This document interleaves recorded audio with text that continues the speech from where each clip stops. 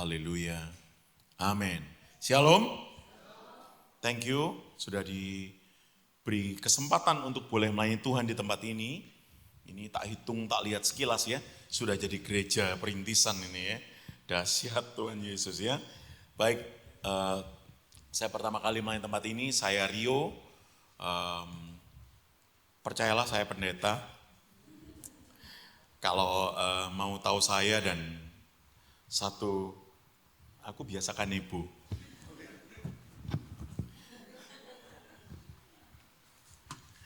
Kalau mau tahu kami satu keluarga, boleh nonton YouTube Natal Nasional tahun lalu. Satu keluarga kami dipercaya untuk baca firman. Ya, tapi itu bukan satu kebanggaannya. Kebanggaannya adalah bersama-sama kita boleh dipercaya melayani Tuhan. Jadi nggak ada sesuatu yang lebih penting daripada Tuhan dalam kehidupan kita. Amin. Baik, yang lahir procot Kristen, boleh tunjuk jari. Banyak ya. Puji Tuhan. Saya mau tekankan hari ini, jangan kita yang lahir procot Kristen. Dan nanti pada akhirnya kontrak kita berakhir. Kita nggak didapati, kita bukan pengikut Kristus. Celaka banget kita. Jadi kecelakaan terbesar bukan karena bangkrut, bukan karena nggak punya duit, bukan karena kita jelek, tapi karena kita terpisah dari Tuhan Yesus. Jadi satu pemberitaan firman hari ini sentralnya adalah Tuhan Yesus. Nggak ada flexing rohani. Ya, mari kita belajar Markus 4 ayat 35. Yang bawa Alkitab boleh dibuka, Alkitab juga boleh dibuka, handphone sucinya boleh dibuka ya. Yang TikTok nanti dulu ya, WhatsApp-nya dimatikan mode pesawat. Angin ribut diredakan, ayat 35. Pada hari itu waktu hari sudah petang, Yesus berkata kepada mereka, marilah kita bertolak ke seberang. Yang ngajak siapa? Yesus. Ini bulan apa ya? Tahun berapa ya? 24. Tanggal berapa hari ini? 20 ya. Masih pada ingat enggak? Tutup tahun 2023. Pada acara kemana? Ada yang ingat? Atau ibadah Natal tahun lalu? Lagi di mana? Berasa nggak sih tiba-tiba gini? Kok kita sudah mau ada di seberang ya? Kok 24-nya udah mau habis ya? Perasaan baru kemarin kita Januari 2024. Coba bayangin kalau Yesus yang ngajakin kita. Nyebrang 2024 dan kita ini sudah hampir ujung, kita ada di November, cuman kurang 41 hari lagi, kita akan masuk lagi ke 25. Oh, ramalan macam-macam, omongan macam-macam ya, duit terutama ya. Duit, oh enggak ada yang minat duit Bu. Pak, puji Tuhan ya, orang bener semua ini ya, enggak butuh duit sama sekali ya. Oh butuh sama Pak. Kalau saya pergi belanja sama keluarga, belanja bulanan, cuma beli beberapa item, itu uang rasanya ngewes ya. Dulu 700.000 itu belanja buat sebulan penuh, sekarang 1 juta itu cuma cukup untuk 15 hari. Kok rasanya masuknya gampang, tapi lebih cepat gampang keluarnya ya. Kayak air gitu ya. Terus ada yang ngomong lagi sekarang. Apa sekarang istilahnya? Kalau penurunan nilai mata uang itu? Nah ya, entahlah aku nggak peduli lagi deh. Orang mau nyebut inflasi, deflasi atau apapun. Tekanannya nggak jauh beda. Karena apa? Mentoknya manusia paling cuman mati. Nggak lebih daripada itu. Dan kematiannya semua sama. Gak ada seorang pun yang bisa memastikan bahwa kalau jabatanmu tinggi, pendidikanmu tinggi, apa yang kamu miliki kamu pegang di dunia ini akan bawa kamu mudah ke sorga. Alkitab gak catat itu. Kecuali ketika kamu takut akan Allah dan menaruh Yesus sebagai prioritas dalam hidup kita. Nothing else. Gak ada yang lain. Jadi ketika engkau pegang semua apa yang ada di bumi ini, semua terlepas. Coba lihat ya, yang pernah melahirkan ibu, yang pernah tahu bayi, lahir tangannya dada-dada begini atau begini, genggam ya, seolah-olah semua mau dia raih. Dan pengalaman sebagai hamba Tuhan, saking seringnya ke ICU, saya sampai punya statistik dan pengalaman lihat orang yang hampir berpulang, itu saya sampai hafal. Kalau tangannya sudah gak bisa lagi begini, sudah terbukanya lebar begini, sorry, saya akan sampaikan kepada keluarga untuk siap-siap menerima yang paling sedih yang harus mereka hadapi. Ya ini fakta Pak. Apalagi yang mau dipegang? Apalagi? Hanya satu yang bisa kita pegang, siapa? Yesus. Maka ketika Yesus ngajakin kita nyebrang seperti murid-muridnya, ayo nyebrang yuk ke seberang sono. Diseberangin tuh. Ken. Nah ini saya kasih alat peraga ya. Ken, mari Ken. Ayo. Kalau pendetanya kuat, ada alat peraganya ya. Nah, satu lagi. Jojo. Ken, naik sedikit Ken. Bapak Ibu percaya? Kalau dia saya ajakin nyebrang ke sono, saya kuat sampai? Ya, sampai ya. Kalau ini, saya yang roboh. Coba, apakah kita nggak percaya lagi? Apakah kita meragukan kalau Yesus yang ngajakin kita nyebrang dan tiap hari dia megang kendali atas hidup kita? Kita ditolong, kita diberkati, ada masalah kemarin dia indahkan apa yang menjadi doa kita. Sekalipun mungkin belum semuanya dijawab, lu ngobek. Sumuk. Coba. Kenapa kita masih gak percaya lagi? Kemarin doamu ditolong. Sekalipun mungkin semua apa yang kamu inginkan tidak selalu dijawab. Karena dia punya agenda yang lebih sempurna daripada agendamu dan agendaku. Dia tahu titik terlemah kita. Dia tahu belokan kita yang membahayakan kita. Dia stop, ojo merono, jangan ke sana. Kamu akan celaka kalau kamu ke sana. Karena banyak yang muda ini, Bu, Pak, mesti ngomong sekalian yang muda. Di Korea itu kalau usia 17 tahun, 18 begitu, kado ulang tahunnya itu operasi plastik. Apakah dengan operasi plastik kita akan menyeberang menuju ke sorga? Karena tampang saja yang kita mau uber. Kekayaan saja yang mau kita pertahankan. Sesuatu yang nampak oleh mata, yang dapat diraih. Itu yang kita usahakan dan kita mau nyebrang karena tawaran itu. Halo, Yesus ngajakin nyebrang. Siapa yang mau diajakin? Waduh, Petrusnya mana? Mau diajakin nyebrang? Siapa mau diajakin nyebrang Yesus ke 2025? Ya, kalau engkau percaya Yesus, dia mampu ngajakin kita nyebrang ke 2025 nanti. Apa yang menjadi pergumulan kita hari ini? Sekalipun sulit nampaknya, percayalah bahwa dia sanggup bawa kita ke seberang. Sama seperti Aken tadi ya, tapi jangan khawatir. Yesus itu bukan Rio. yang pilih-pilih yang digendong siapa.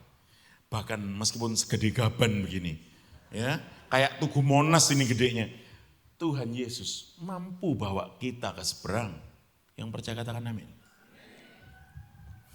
Mereka meninggalkan orang banyak itu lalu bertolak dan membawa Yesus beserta dengan mereka dalam perahu, di mana Yesus telah duduk dan perahu-perahu lain juga menyertai dia.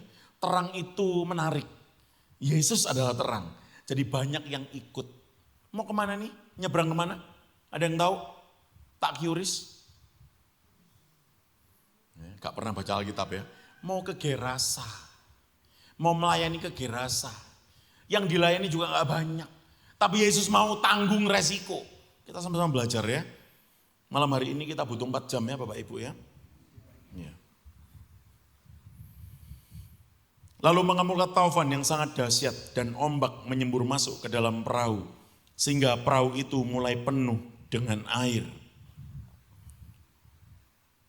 Injil yang kita baca dalam Markus ini memilih kata-kata untuk ombak dan taufan ini dengan kata yang sama, lailak. Sementara Matius menurut pendapat saya lebih tepat memilih padu padan katanya dalam bahasa aslinya, seismos. Mari kita baca ya. Pada waktu itu Yesus sedang tidur di buritan di sebuah tilam. Maka murid-muridnya membangunkan dia dan berkata kepadanya, "Guru, engkau tidak peduli kalau kita binasa." Apa profesi murid Yesus? Nelayan? Apalagi? Pemungut cukai. Tapi saya yakin dan percaya yang lagi ada di perahu ini bukan pemungut cukai, tapi nelayannya. Kira-kira kalau nelayan takut sama ombak enggak sih? Kok yakin Pak? Sudah biasa. Karena kalau nangis takut sama ombak, pas pulang, ya bawa apaan? Enggak bawa apa-apa, kenapa nangis, takut? Kan enggak mungkin. Jadi pasti nelayan enggak takut sama ombak. Tapi apa yang terjadi hari ini? Mereka ketakutan. Mereka merasa kok kita dibiarin sendirian. Apalagi, mari kita baca lanjut. Ia pun bangun. Berarti apa? Yesus apa tadi? Tidur. Amit-amit. Pernah enggak sih dolan ke rumah orang? Terus lagi kita tengah-tengah cerita, bertamu. Atau saudara enggak pernah bertamu? Punya teman? Pernah dolan? Pernah bertamu? Lagi asik ngobrol ditinggal tidur? Pernah? Rasanya gimana? Jengkel ya. Aku jambak kamu ya, biar bangun gitu ya. Jengkel ya. Ditinggal tidur Pak, lagi ngobrol Pak. Perasaannya gimana Pak? Gregeten ya Pak. Jengkel ya Pak Anang. Kamu tak datengin jauh-jauh, kamu tinggal tidur. Gimana sih kamu? Salib mana salib? Tak salibnya kamu gitu ya. Coba. Seringkali kita begitu. Cari Tuhan waktu kita punya masalah. Waktu senang. Kita merasa pundak kita kuat. Dan kita mengatasi semuanya sendirian. Seolah-olah kita memegang kendali atas hidup kita. Kita mati-matian kerja keras. Mati-matian kejar segala sesuatu yang sama sekali enggak kita bawa mati.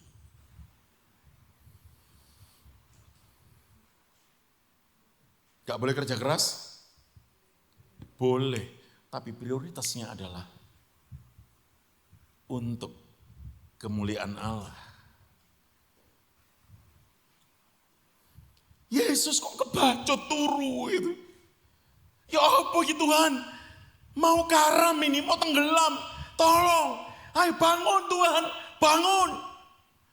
Tuhan tolong, besok pagi SPP anakku Tuhan, kalau enggak diumumin itu di halo-halo. Nomor urut 25, belum bayar SPP. Ma, aku malu ma. Tuhan, cicilanku motor Tuhan, besok Tuhan enggak bisa bayar.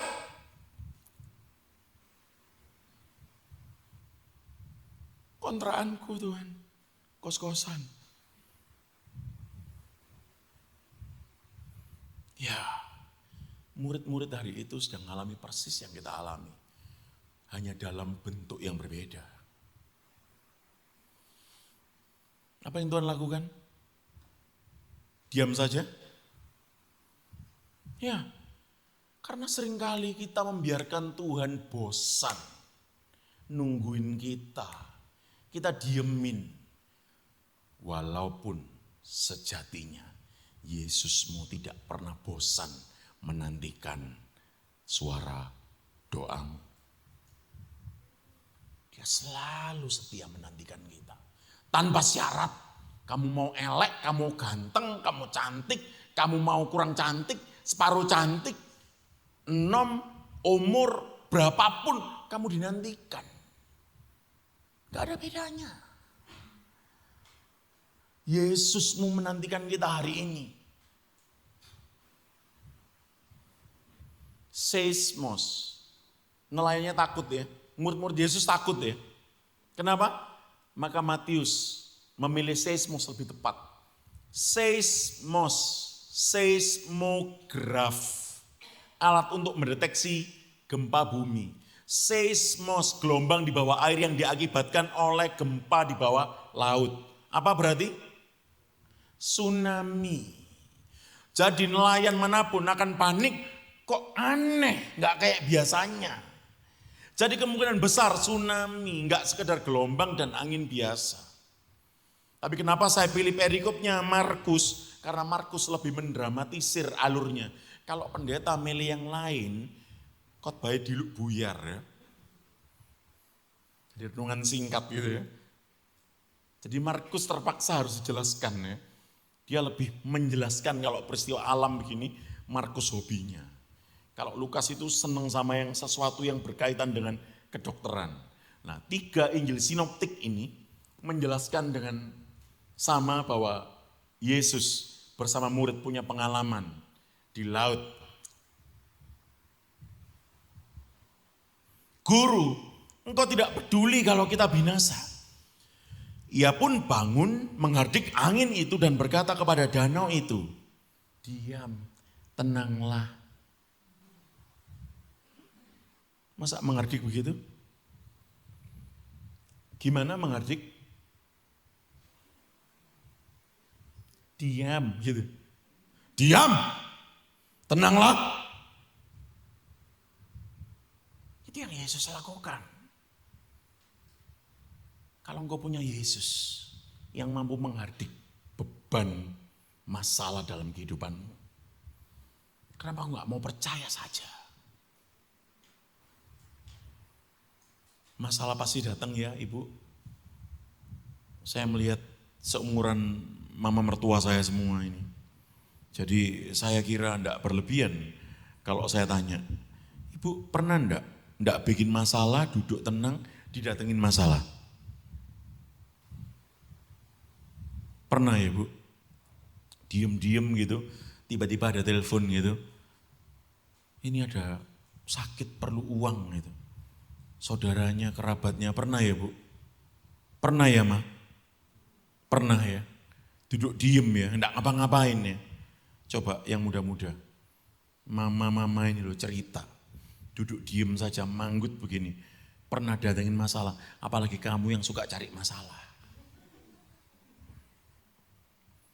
Jadi jangan pernah berharap Yesusmu menghardik masalahmu kalau kamu yang bikin masalah. Yang diem aja datengin masalah, apalagi yang hobinya cari, kamu yang ngomong bukan aku. Lalu angin itu reda dan danau itu menjadi teduh sekali. Menjadi teduh sekali.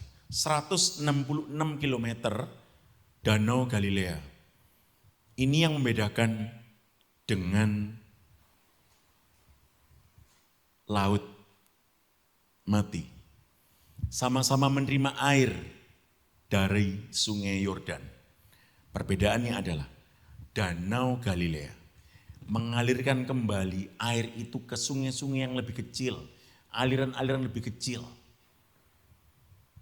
Sehingga di dalamnya banyak biota-biota air, ikan-ikan. Kalau kita ke sana nanti, orang nyebutnya, orang Indonesia terutama ya, nyebutnya apa namanya?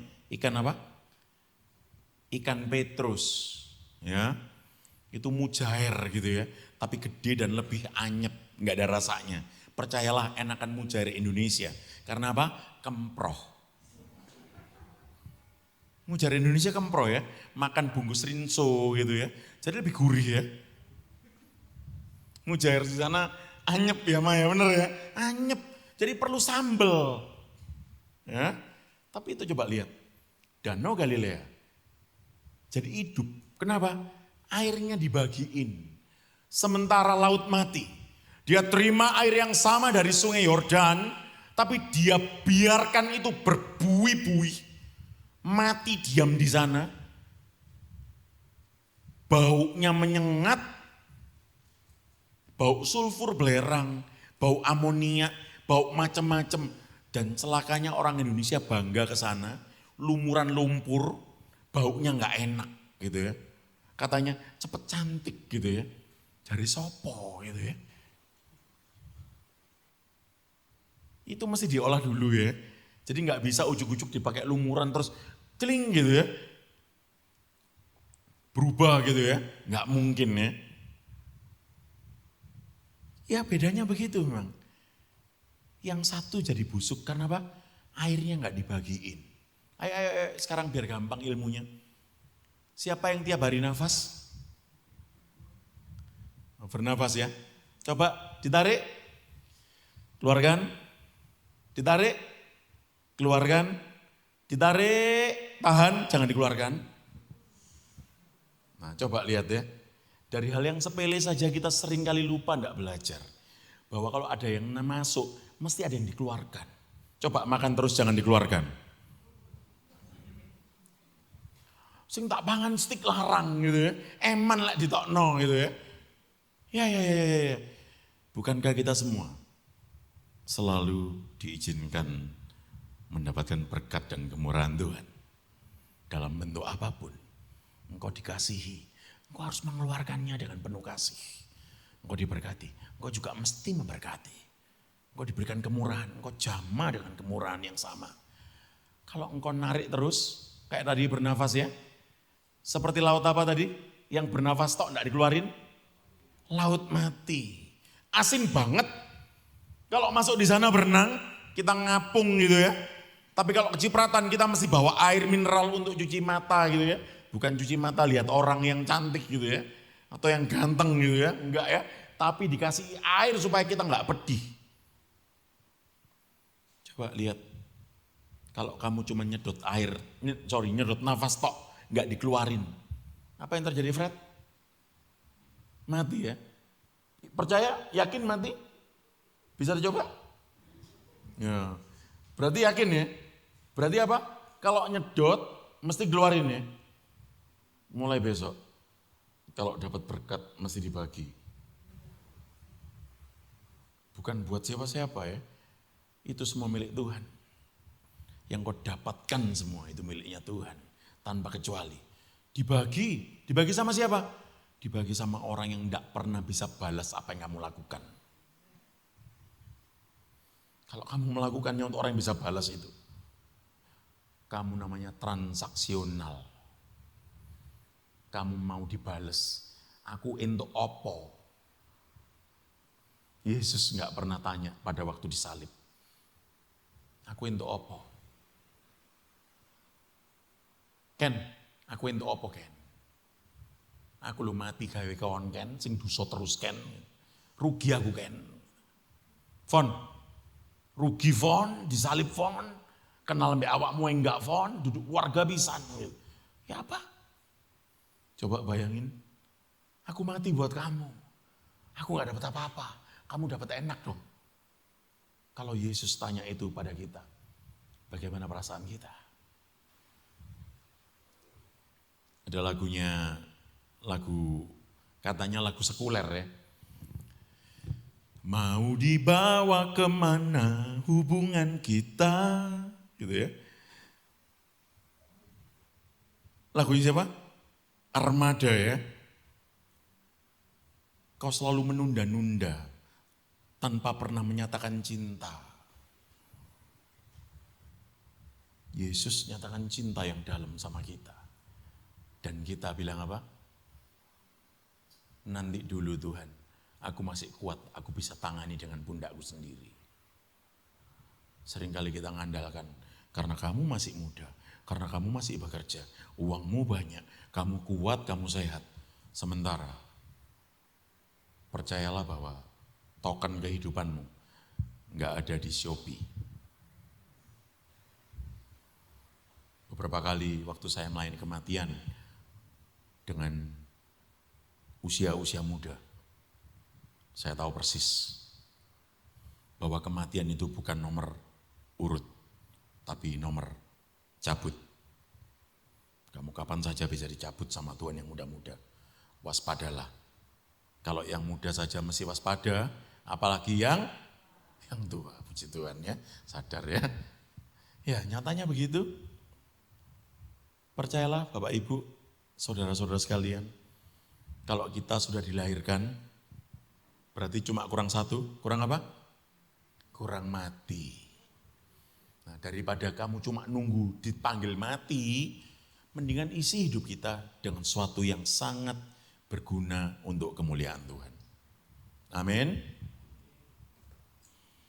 Lalu ia berkata mereka, mengapa kamu begitu takut, mengapa kamu tidak percaya? Mereka menjadi sangat takut dan berkata kepada yang lain, siapa gerangan orang ini sehingga angin dan danau pun taat kepadanya. Coba lihat, Yesus dan murid-murid punya resiko tenggelam. Tapi ia tetap melakukan misi perjalanannya. Mau kemana mereka? Mau ke Gerasa. Kita lanjut ke ayat yang ke pasal 5. Yesus mengusir roh jahat dari orang Gerasa. Lalu sampailah mereka di seberang danau di daerah Gerasa. Baru saja Yesus turun dari perahu, datanglah seorang yang kerasukan roh jahat dari pekuburan menemui dia. Ini ayat yang harus diluruskan ya. Banyak orang Kristen salah kira, dipikir rohnya dari pekuburan. Padahal yang dimaksud adalah orangnya yang jalan dari pekuburan. Maka hari ini tak kasih tahu Bapak Ibu Saudara, karena saya diberikan kemurahan Tuhan untuk boleh mengalami sebuah gift ya, yang orang lain tidak semua mengalaminya. Saya sangat peka dengan yang tidak kasat mata itu. Dan saya kasih tahu hari ini, semuanya bohong yang TV dan film tampilkan. Tidak ada yang bentuknya yang seperti disampaikan itu, laki, perempuan dan lain sebagainya. Itu bohong, apalagi orang Kristen lewat kuburan merinding takut-takut. Setan itu rugi kalau nongkrong di kuburan, orang semuanya sudah mati. Buat apa dia ganggu yang sudah mati? Hobinya setan ada di rumah ibadah. Kalau tidak percaya besok coba cari di gereja-gereja besar. Yang perempuan bajunya minim, pendetanya nerdek terus. Ya, itu setan ya. Kelambimu akeh kok nggawe sing mek benang tok gitu ya. Pendeta yo ndredeg ndelok ning ngarepe. Wong matanya pendetanya ndak buta, Pak. Ya. Terus belum lagi gegeran sama teman pelayanan ya. Suwetan tok ya. Kamu telatan gitu ya. Terus kata lapo? Iya kamu kemarin tuh lu, mulutmu apa-apa lu. Mulut-mulut di apa sih? Penuh percideraan, berantem terus. Belum lagi gereja yang hobinya nyerok jemaat. Jemaatnya gereja lain. Apa kurang besar kolam itu sampai nyerok-nyerok jemaatnya orang lain. Ya, gereja hari ini mengerikan. Kenapa? Industrialis, attendance, jumlah yang dipedulikan. Bukan hati yang takut sama Tuhan. Kamu jangan terjebak di dalamnya, nak. Pak, Bu, saudara sekalian. Cari jiwa itu menangkan dari yang gak kenal Kristus. Yang hari ini mau pudar iman percayanya. Bukan yang sudah kusuk bergereja, terus gini, nang gereja kowe enak, hole gede. Kok niki kate pesta, tak kate ibadah gitu. Ya, mengerikan sekali. Ono Tuhan nang nggonku. Loh. Nah, terus apa Tuhan tidak datang di tempat ini?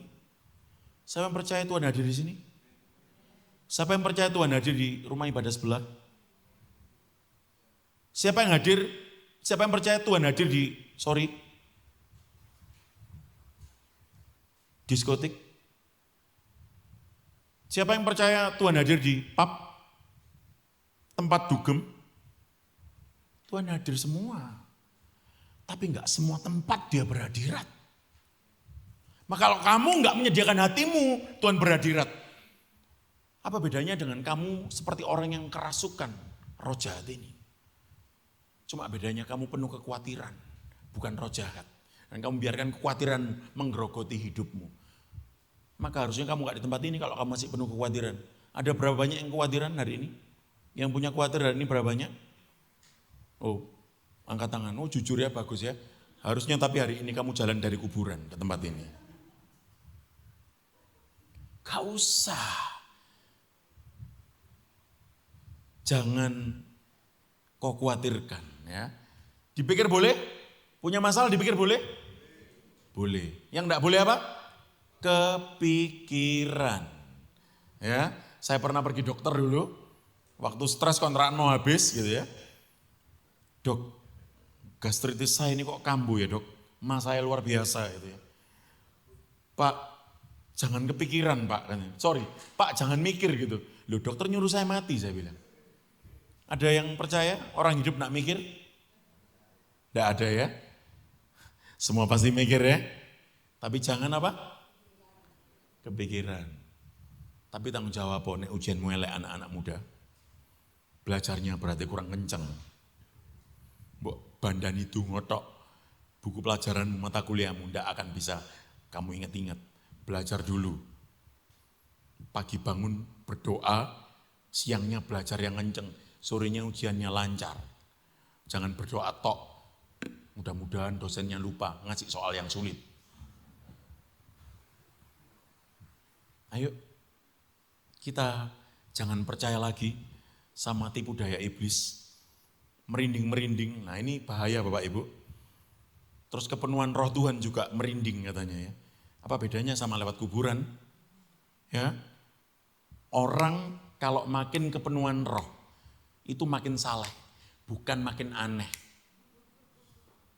Betul ya? Makin saleh.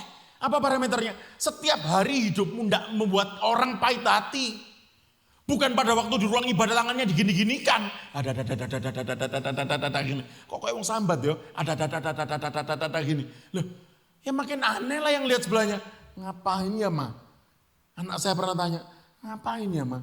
Kok aneh ya gitu. Jadi aneh kan. Orang yang kepenuhan oleh roh Allah, hidupnya makin saleh.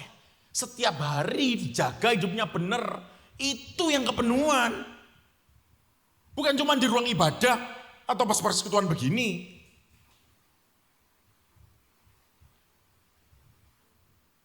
Gak perlu jadi hakim. Sementara kita tidak lulus sarjana hukum. Oh iya, itu ya. Pelayanannya kurang bagus, main musiknya jelek. Lah nek sapi ya. Gak perlu jadi pemain musik kacangan ya. Mainnya ya kumpul-kumpul sama artis top-top gitu ya. Oh namanya berlatih ya terus dong. Orang sampai mati ya Pak ya. Dituntut berlatih terus ya. Belajar terus sama Tuhan ya. Ayo kalau kamu gak bawa hidupmu deket sama Tuhan. Gak masuk dalam kesalehan. Apa sih salah itu? Apa sih salah itu? Nempatkan takut sama Tuhan di atas segala-galanya. Saya tutup dengan kesaksian kecil. Dulu waktu pasar Atom masih berjaya, berapa banyak yang pernah ke pasar Atom? Oh, akeh ternyata puji Tuhan. Saya enggak tahu, sampean wong ndi sih? Pergi pasar Atom gitu ya. Pergi pasar Atom itu serunya satu ya. Kalau nawar dari mahal terus jadi murah, legone ndak karuan. Betul ya Bu? Wah itu rasanya berbunga-bunga. Tapi ya setengah mati ya. Turun lantai 1, dari lantai 1 naik ke lantai 4, turun lagi lantai 2, turun lagi lantai 2, balik ke lantai 1. Cuma gara-gara berapa? 2.000 perak. Terus tanya gini ya. Kok, ini tasnya piroan? 500.000. Imitasi ini. Loh, dosane wis pertama siji ya. Tuku tas kok imitasi gitu ya. Wis seru imitasi di tuku ya, tas palsu. Berarti ini mendukung pemalsuan gitu ya. Wis dosa sekali ya. Dosanya sudah satu ya, tas imitasi. Nek udah jengkoy tak jawab, tuku tas imitasi kok ya bangga.